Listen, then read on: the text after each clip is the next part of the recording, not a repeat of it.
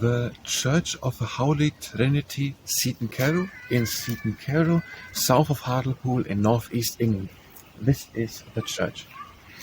And in 1831 it was consecrated, first as a chapel and then later extended.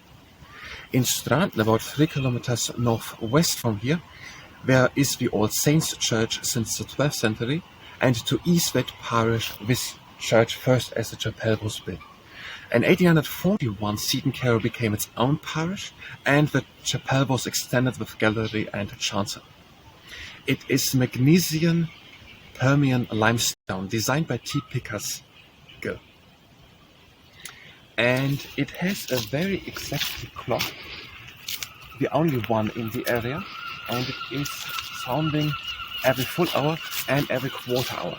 So we have 5 o'clock in 1 minute, so it's gonna make first the sound for the quarter hour, and then a few seconds later the full hour of 5 o'clock.